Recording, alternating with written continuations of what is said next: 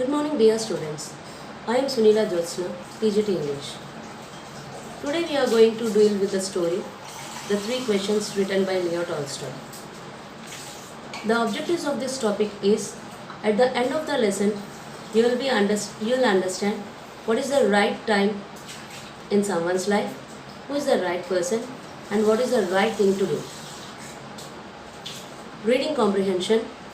You will come across the new words like hermit, beds, counselor, affairs, woods. You will be able to answer the comprehension check. Now, the lesson goes like this. The three questions is about a certain king who feels that he would never fail if he knew three things. These three things were: what is the right time to begin something? Which people should he listen to? What is the most important thing for him to do? So, in order to learn the answers to these three questions, he sends his messengers throughout his country and promises a large sum of money to anyone who would answer these three questions. The king receives different answers for all the three questions. To the first question, the answers he receives are: what is the right time to begin something? Some said the king must prepare a timetable and then follow it strictly. Others said that it was impossible to decide in advance the right time for doing something. The king should notice all that was going on and avoid foolish pleasures. And some people say that he must need a council of wise men. Others said, in order to decide the right time for doing something, it is necessary to look into the future, and only the magicians could do that. So he would have to go to the magicians. To the second question, which people should he listen to? The answers he received were: the king must listen to his counselors, others said priests, and few others said doctors, and some opined that he must go to the soldiers.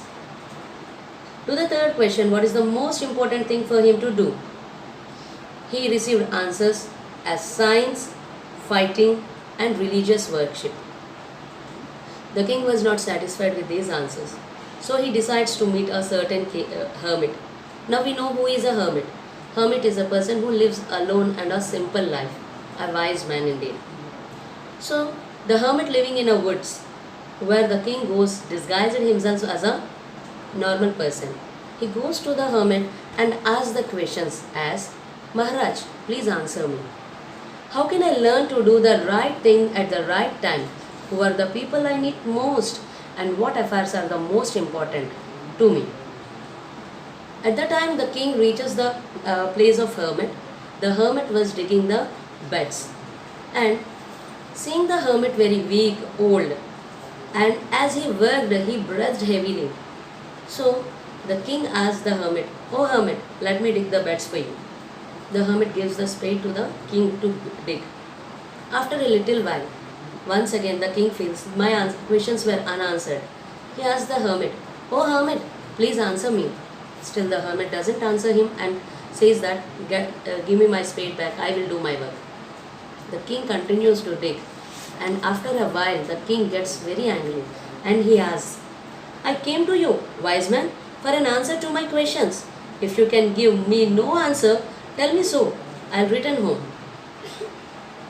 "Here comes someone running," said the hermit. This is the end of the first comprehension. Now we are going to see two questions related to the first chapter. Why did the king want to know answers to three questions? First question. Second question, messengers were sent throughout the kingdom.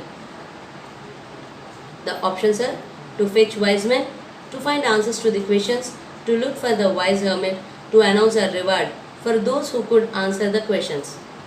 As soon as I receive the answers for these two questions, I'll continue with the second chapter tomorrow. Thank you.